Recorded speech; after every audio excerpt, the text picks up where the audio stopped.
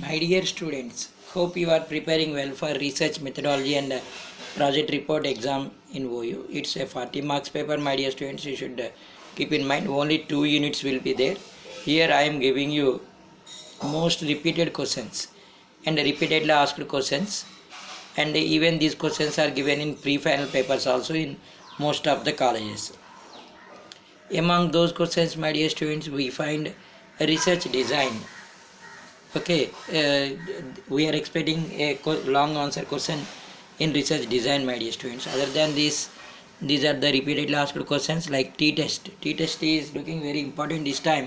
That may be given for short or long, my dear student. That is there in unit number 2. Only 2 units there will be there na. Then measurement and scaling. See, my dear students, ratio, scale, likewise different types will be there. Okay, you have to concentrate on that.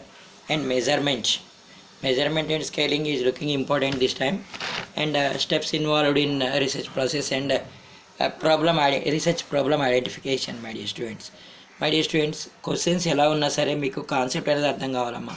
Research అనేది ఎవరు చేస్తారు, ఎందుకు చేస్తారు అని చెప్పి ఏదైనా problem వచ్చినప్పుడు లేదా నాలెడ్జ్ గెయిన్ చేయడం కోసం డేటాని కలెక్ట్ చేసి ఆ డేటాని అనాలిసిస్ చేసి ఏదో ఒక పరికల్పనని హైపోథీసిస్ అంటారమ్మా.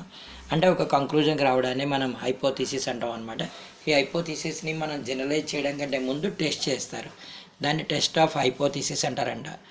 వాట్ ఈజ్ హైపోథీసిస్ అంటే it is a tentative assumption of the researcher.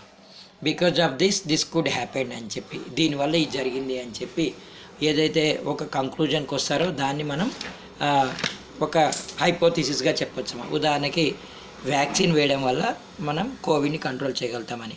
All the best my dear students. General questions కూడా వస్తాయి.